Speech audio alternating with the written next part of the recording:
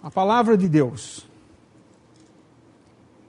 Nós comentávamos hoje à tarde, nunca o mundo foi tão bombardeado com novas ideias, novas teorias, de coisas antigas. Porque na realidade, já Salomão dizia, não há nada de novo debaixo dos céus. E realmente, tudo que o homem faz, ele reinventa o que já existe, em outras palavras, para tentar cativar alguns, levar alguns a seguir pelo caminho, ou continuar pelo caminho que está andando. Nós mencionamos, foi mencionado já à tarde, sobre o quanto o mundo hoje traz novas ideias de que essas histórias do Antigo Testamento, aqui a gente lê na Bíblia, são apenas histórias, assim, sem muita fidelidade. E o homem, hoje, tem uma tendência muito grande no mundo, de o homem simplesmente achar que a Bíblia pode alguns até considerar um livro bom para se ler, para ter na cabeceira, alguns gostam de ter ele no cômodo principal da casa, aberto geralmente no Salmo 23, que é um salmo agradável de se ler.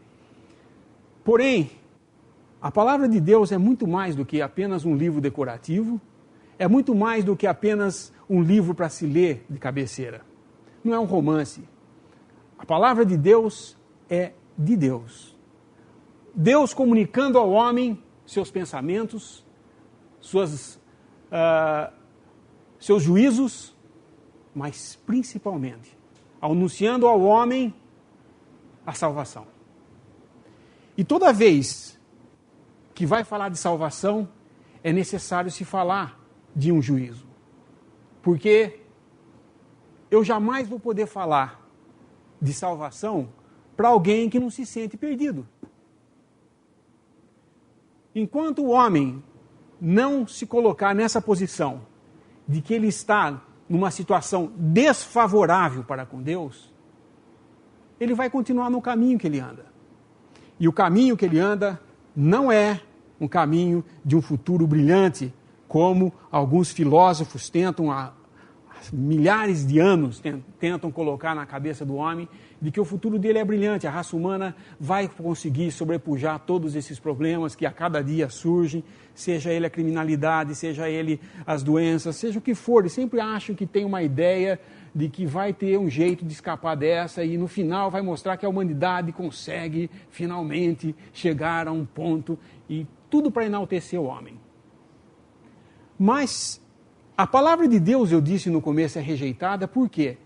Porque este livro aqui é o único livro que não tem os princípios de Hollywood, que tudo vai terminar em heroísmo, em viver o feliz para sempre, porque isso aqui não é para satisfazer a vontade ou a mente do homem.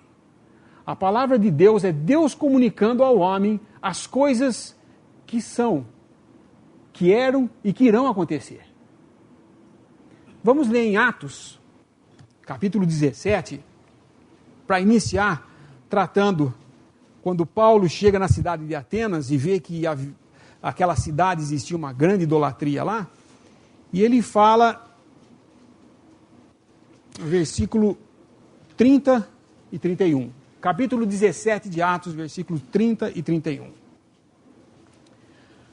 Mas Deus, não Paulo, Deus, não tendo em conta os tempos da ignorância, anuncia agora a todos os homens e em todo lugar que se arrependam.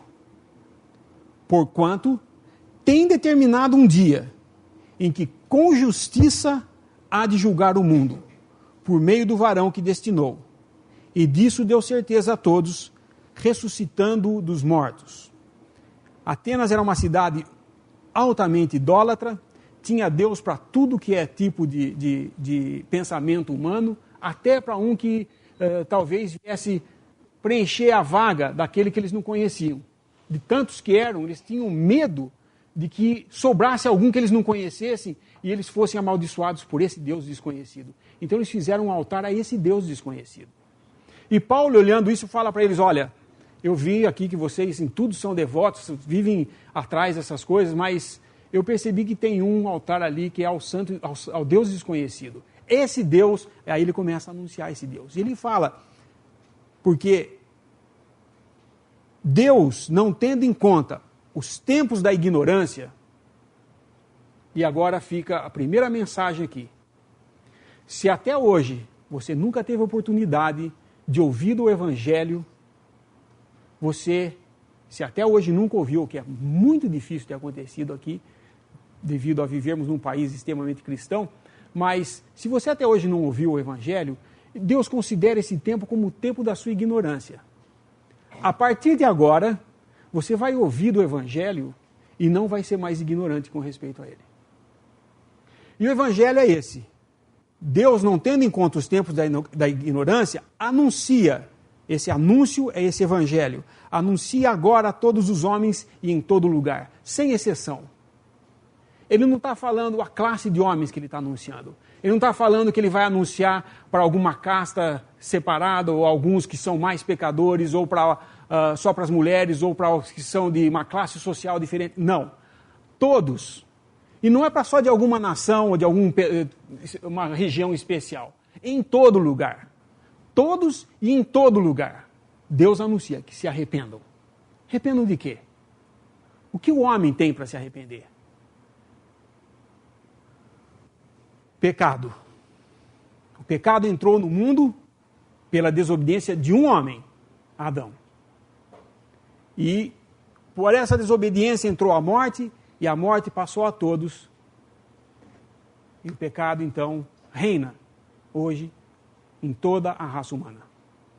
Nascemos pecadores por natureza. O exemplo usado hoje à tarde aqui de uma macieira, uma árvore de maçã, que eu vou lá, tiro todas as frutas, volto ano que vem, está lá as frutas de novo. Por que isso? Porque esse é o fruto que ela dá. Essa é a natureza dela. O homem é mau em todo o seu ser.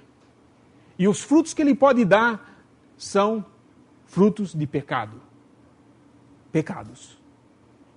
A palavra de Deus faz uma distinção entre pecado e pecados. Pecado é a natureza. Pecados, os frutos dessa natureza. Macieira é a árvore que produz aquele tipo de fruto. O homem é aquele que produz pecado. Por que é assim? Porque o nosso primeiro homem caiu em desobediência e o pecado, então, trouxe a morte. E por isso, a morte foi passando de homem a homem. E Deus sabe disso. Deus quer que o homem se salve, não que ele pereça. Por isso ele está falando aqui, arrepender-se é mudar totalmente esse caminho que você está tomando e se converter para um novo caminho que ele traça aqui agora. Versículo 31. Porquanto tem determinado um dia em que com justiça há de julgar o mundo. Como vai Deus julgar o mundo? Muitos falam, olha, esse negócio de Deus como juiz, julgando o mundo, Deus é amor. Ele é o criador de todas essas coisas e vai destruir assim, vai julgar. Vejam bem que não está falando que Deus vai julgar o mundo só, ponto final. Mas ele vai julgar o mundo por meio de seu varão, de um varão, que é Cristo Jesus. Diz aqui, vai julgar o mundo por meio do varão que destinou, que ele mesmo destinou. E disso deu certeza a todos, ressuscitando-o dos mortos.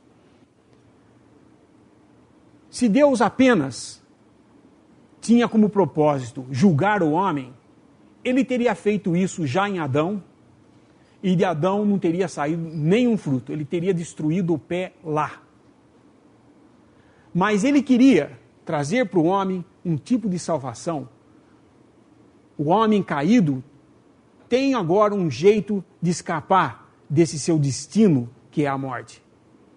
Não a morte física, a morte espiritual, a ausência de Deus por causa do pecado.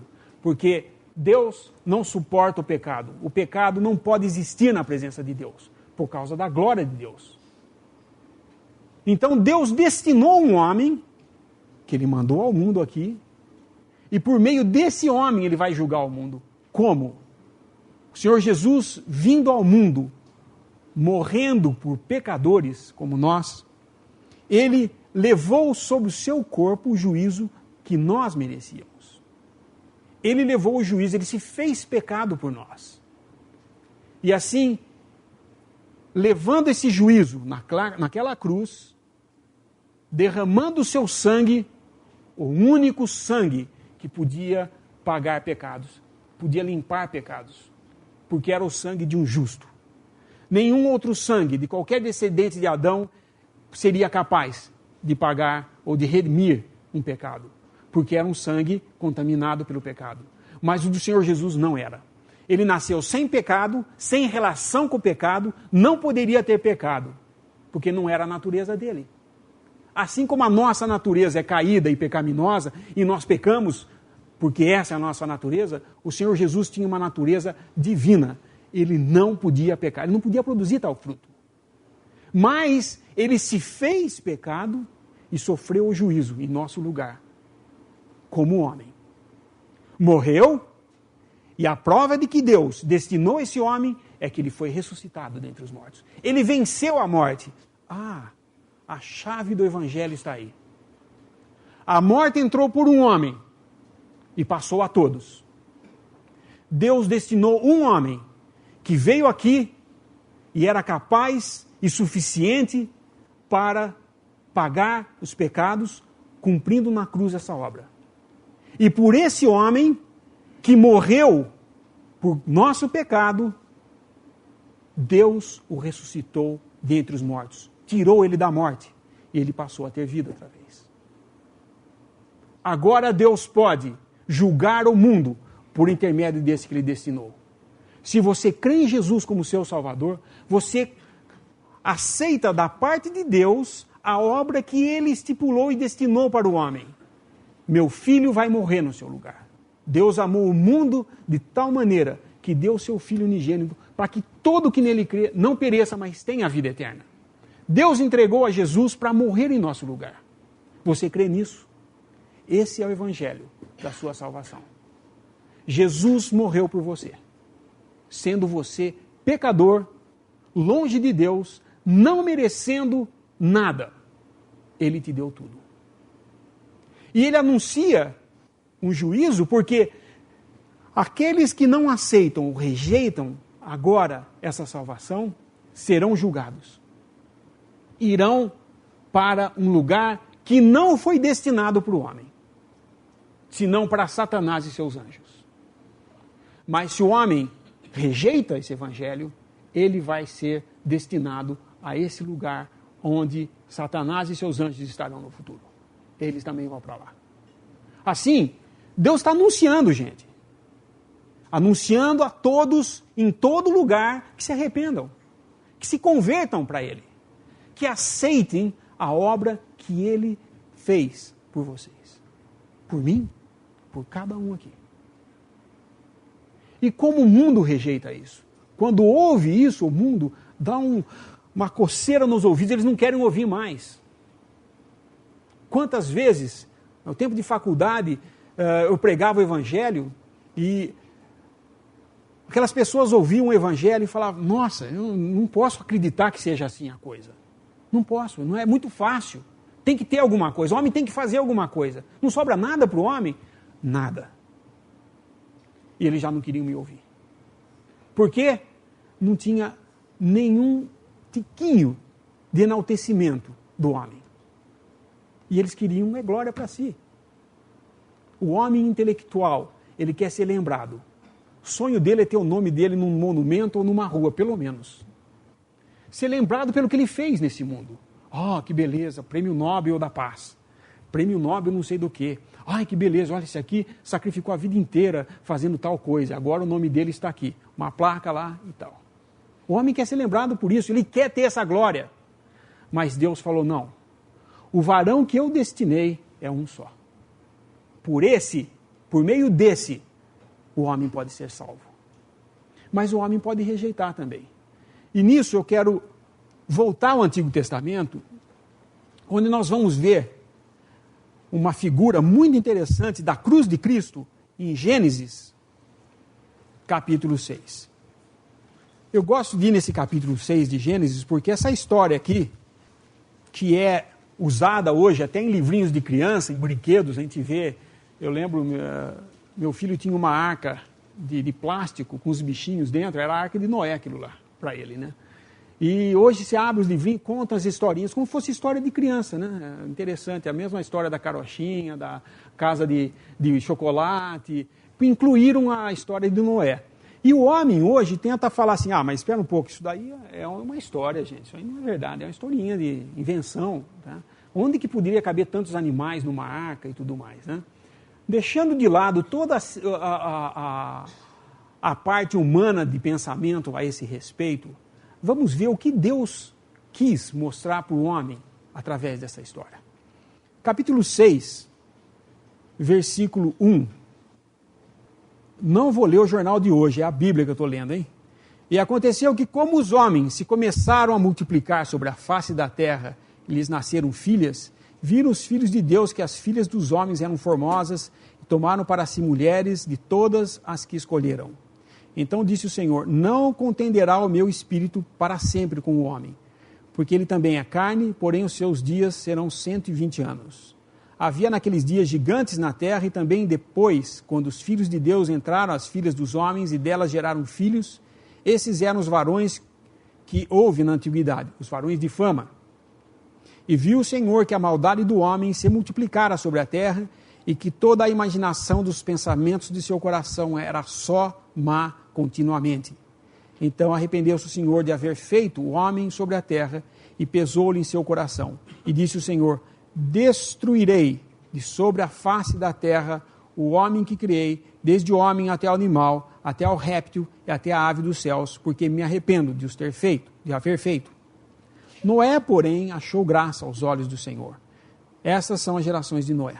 Noé era varão justo e reto em suas gerações. Noé andava com Deus.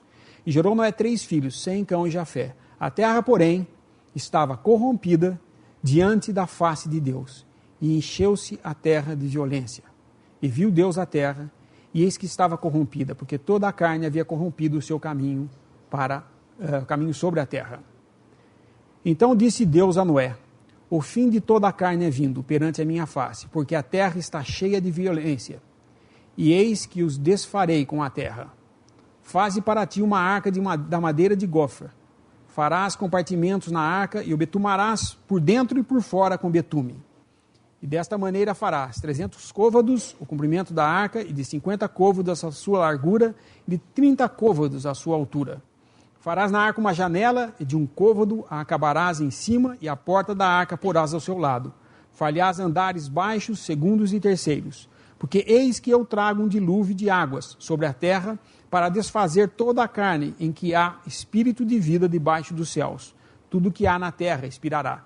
Mas contigo estabelecerei o meu pacto, e entrarás na arca, tu e teus filhos, e tua mulher, e as mulheres de teus filhos contigo. E de tudo que vive, de toda a carne, 2 de cada espécie meterás na arca, para os conservares, vivos contigo, macho e fêmea serão. 2 aves, conforme a sua espécie, e 2 animais, conforme as suas espécies. De todo o réptil da terra, conforme a sua espécie, 2 de cada espécie virão a ti, para os conservares em vida. E tu toma para ti de toda a comida que se come, e ajunte-a para ti, que será para mantimento para ti e para eles. Assim fez Noé, conforme a tudo que Deus lhe mandou, assim o fez. Vamos parar aqui por enquanto. Nós vemos que a terra começou a se tornar corrompida, nos seus caminhos o homem estava se corrompendo, e havia violência sobre a terra. Nada diferente do que nós vemos hoje. Cada vez mais a violência aumenta. Eu me recordo, quando nós estávamos chegando perto da virada do século, né? O ano 2000, todo mundo aquele medo que... esse medo já tinha havido também na passagem de 1000 para 2000 também. Inclusive, as pessoas venderam propriedades, subiram em montanhas para esperar a vinda ao fim do mundo, e não acabou o mundo, e todos desacreditaram, e acabaram até ficando muitos sem acreditar em mais nada. E no ano 2000 quase começou a acontecer a mesma coisa, só que com um aspecto diferente. Eles achavam que o negócio vinha por meio do computador, que ia dar um pane e tudo mais. Me recordo até que na conferência desse ano nos Estados Unidos, mais da metade das pessoas não apareceram de medo de viajar de avião, porque falaram que o avião ia cair e tudo mais. Isso eu estou falando entre os irmãos, tiveram alguns que tiveram medo disso daí. Porém, passou 2000 e nada aconteceu, gente. Olha que maravilha. Aí eles falaram, bom, 2001 nada aconteceu, 2002, nós estamos aqui, vai ser, realmente nós estamos entrando no terceiro milênio e vai ser aquela maravilha, gente. O comunismo acabou, está tudo bem. Até que alguns malucos entram num avião, em 3 aviões, e explodem uma torre e pronto. Acabou a paz do mundo. Aquele sonho que o terceiro milênio ia finalmente o homem entrar em paz, entrou numa situação pior do que nunca. Porque o que você vai fazer com o muçulmano? Matar ele? É isso que ele quer. Ele quer morrer para ser glória para Deus, para o Alá deles. Mas o mundo entrou numa convulsão que agora ninguém consegue segurar mais nada. Como eu vou viver agora? Então nós estamos vivendo um terror maior ainda hoje. Ninguém tem mais sossego em nada. Por que isso? Porque a violência está aumentando cada dia mais. Não é um fenômeno aqui, não é um fenômeno ali, é geral. Todo mundo está assim. Os jovens hoje já não têm mais esperança de viver nada. Ele quer destruir tudo que vem à frente, porque ele sabe que não tem esperança nenhuma. Já que está assim, vou morrer, fazer essas coisas mesmo. E começam a fazer gangues e tudo mais. O mundo está desorientado. E é a melhor situação para o inimigo agir. Quando o mundo começa a ficar desorientado, ele fica à busca de um herói.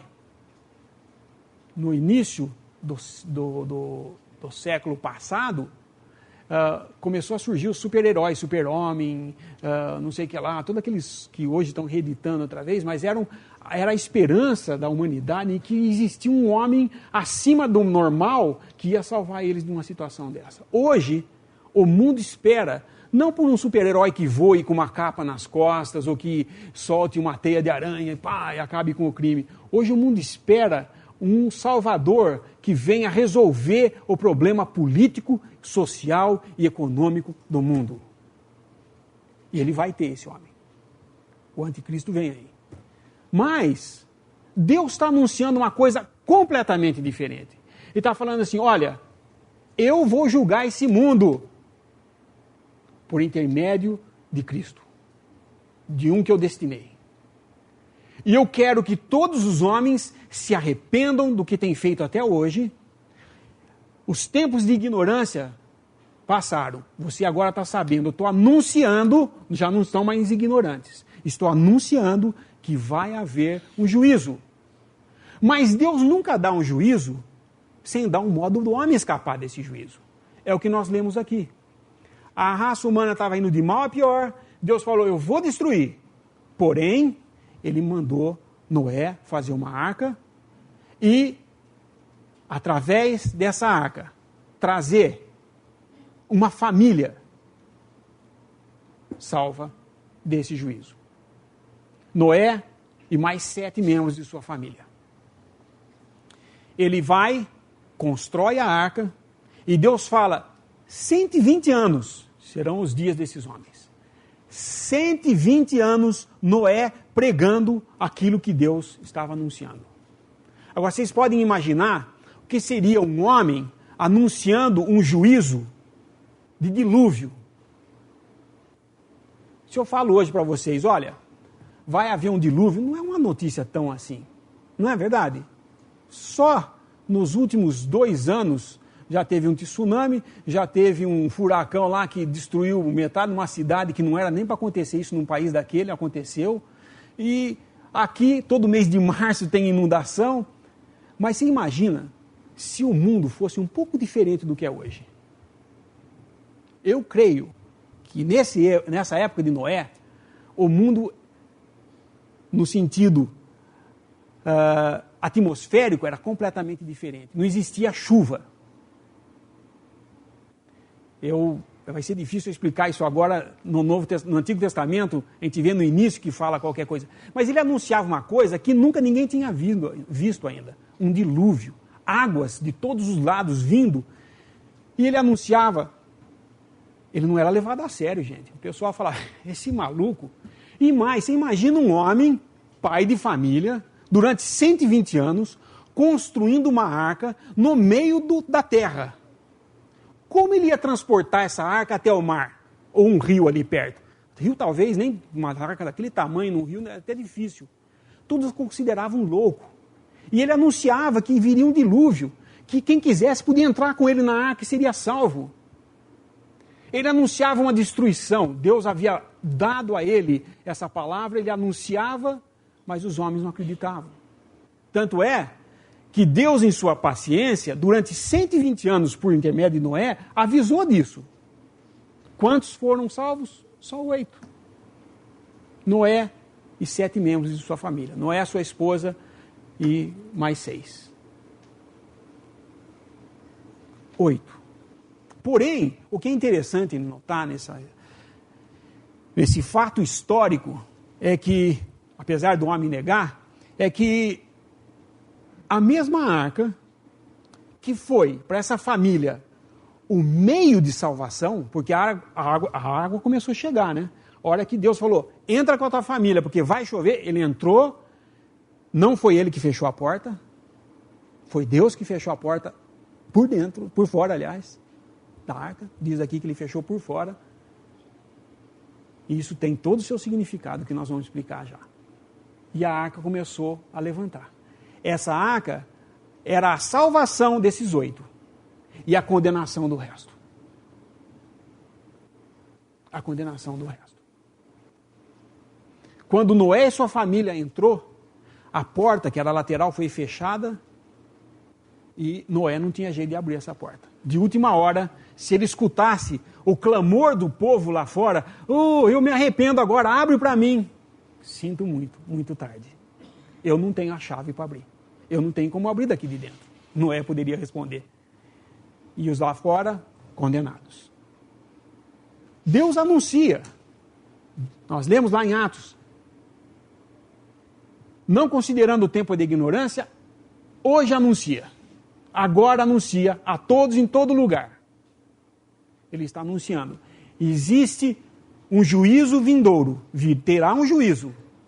Não acreditem nas filosofias da atualidade, de que, isso aí é história, sempre estão falando que o mundo vai acabar, isso é história, não vai acabar nunca. É tanto tempo que falam isso,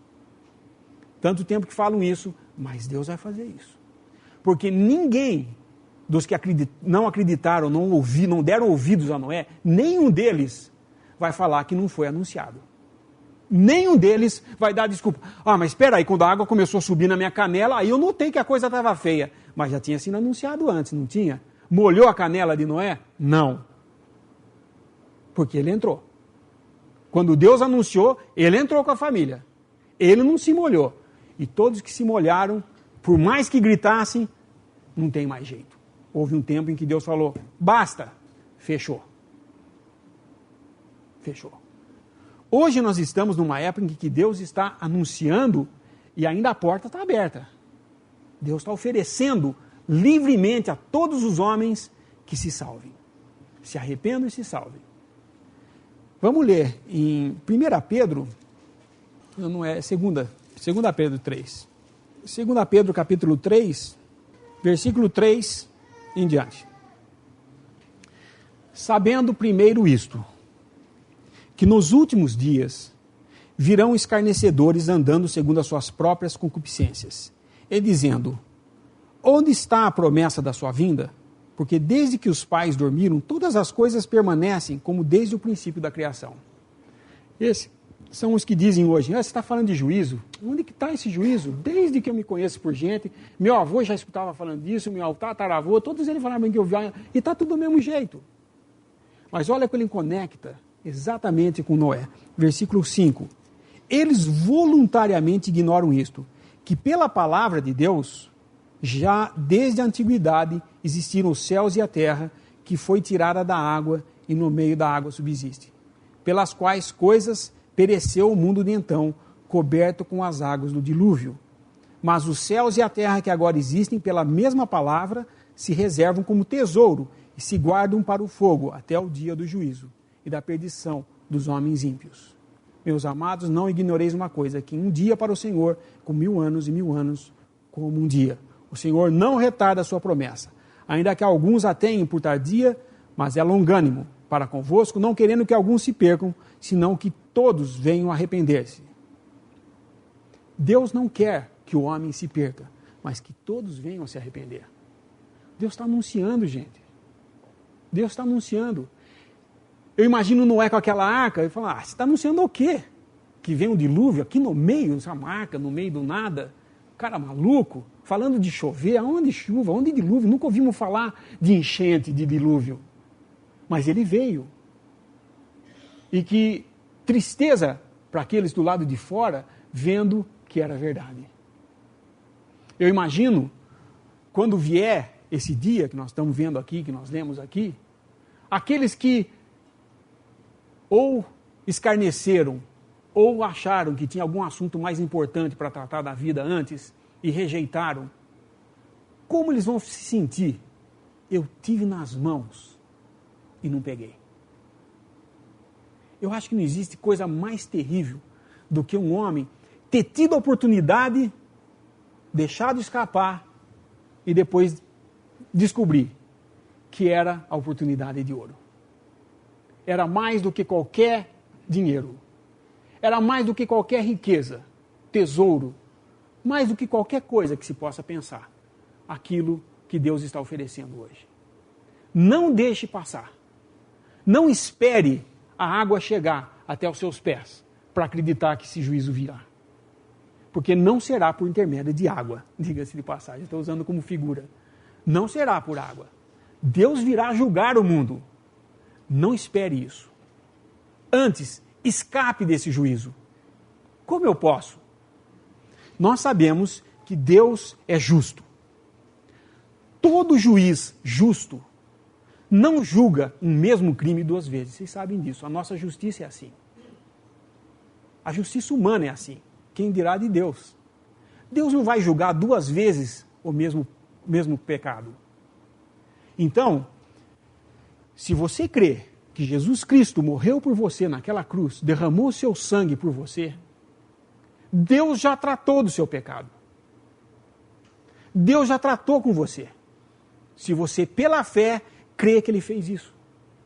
E crer em Jesus é fé. Porque você não vai ver. Você não vai ver. Agora, com esses olhos carnais, não se consegue ver. Aquilo que está sendo anunciado, Cristo ressuscitado dentre os mortos, nós ouvimos, mas não vimos. Apesar de ter testemunhas aqui que disseram, nós o vimos ressuscitar. E também o vimos subindo aos céus. Mas para nós, é pela fé. Não deixe escapar essa chance. Deus está dando para você a chance de escapar desse juízo. O irmão deu um exemplo, e eu acho muito interessante esse exemplo, que se sabe em alguns países, Estados Unidos, por exemplo, onde é muito frequente, na época de seca, que se alonga por muito tempo na Califórnia, o incêndio é um grande problema. Aqui no Brasil não é um problema. O problema é o incêndio que nós provocamos mesmo. Nós fazemos incêndio em qualquer jardinzinho que se corta, põe fogo na grama e fica aquela fumaceira. Mas o Brasil não tem tanto problema de incêndio, porque como é um país que chove bastante, o risco desse incêndio se alastrar é muito pouco, apesar de que já vimos isso acontecer lá para o norte. Mas é difícil ver. Mas lá, por exemplo, na Califórnia, por exemplo, se você for pego na frente da sua casa, botando fogo num chumacinho de coisa, você vai para a cadeia. Porque existe um risco desse fogo se alastrar e pegar as casas que são feitas de madeira. E é tudo muito seco lá. E eles conhecem muito sobre queimadas assim vastas de florestas. E uma coisa que eles falam é o seguinte: no caso de um incêndio, procure um lugar onde o fogo já passou.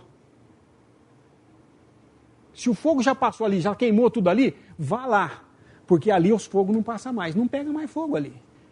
O juízo de Deus veio sobre um homem, Jesus Cristo, que tomou o seu lugar. O fogo do juízo de Deus passou ali já. Eu quero correr ali e ir para lá, o meu refúgio. Assim como a arca era o refúgio de Noé e a condenação do resto, a cruz de Cristo é o refúgio de todo pecador que aceita esse evangelho. Corre para a cruz. Lá, considere-se lá em Cristo morto. porque ele ressuscitou. E você tem vida agora. Pode ter vida eterna, se você aceitar. Se rejeita, ainda resta um juízo, porque você não aceitou o juízo dado ali, ele vai ser julgado. Não de novo, vai ser julgado porque você não aceitou o primeiro juízo que Deus deu. Qual é a sua posição? Você vai querer continuar assim? Muitos podem perguntar, e quando eu devo crer nisso daí?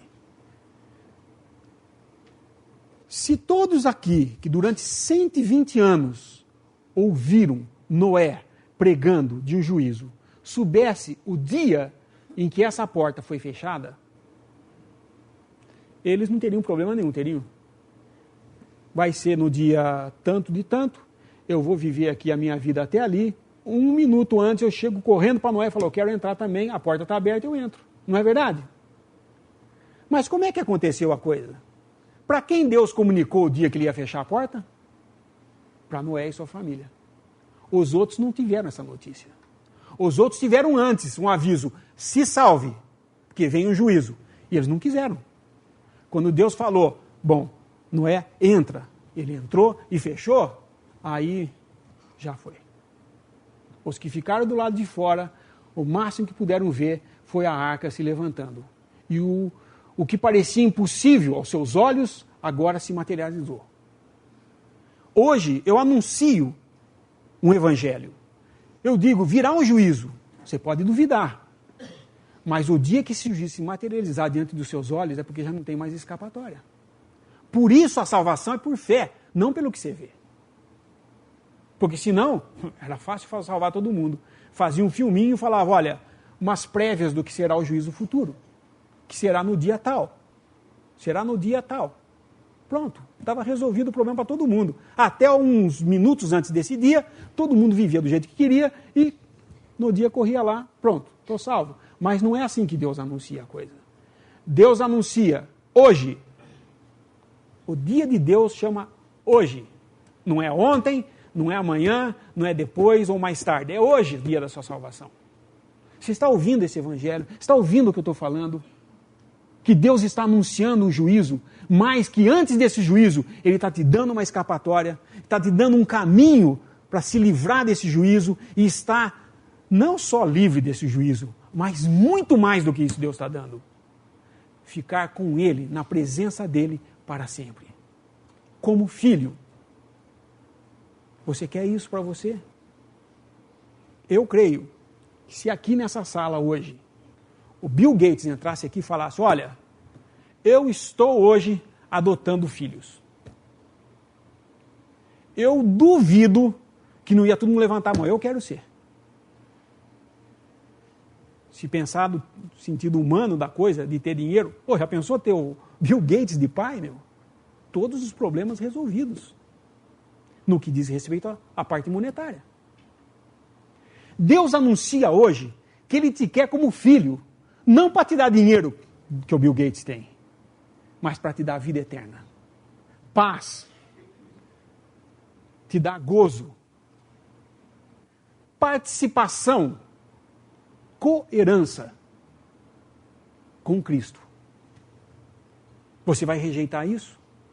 Pense bem. Pense bem o que Deus oferece hoje. Pois veio esse dilúvio, Noé se salvou e o resto pereceu. Virá um juízo, Deus virá, trará um juízo. Mas hoje Ele está dizendo para você, creia, aceite. Vamos ler em Lucas, capítulo 17. Lucas, capítulo 17, versículo 26 e 27. Vamos ler antes o versículo 24. Ele está falando a respeito da vinda do reino de Deus, quando viria. E ele está respondendo, o Senhor Jesus está respondendo. Isso aqui é o Senhor Jesus respondendo. E disse aos 22, e disse aos seus discípulos, dias virão em que desejareis ver um dos dias do Filho do Homem e não o vereis. E dir-vos-ão, ei-lo aqui ou ei-lo ali, não vades nem o sigais, porque como o relâmpago ilumina desde uma extremidade inferior do céu até a outra extremidade, assim será também o Filho do Homem no seu dia. Mas primeiro convém que ele padeça muito e seja reprovado por esta geração. Ele está falando de Cristo morrendo, sendo rejeitado. E, como aconteceu nos dias de Noé, assim será também nos dias do Filho do Homem.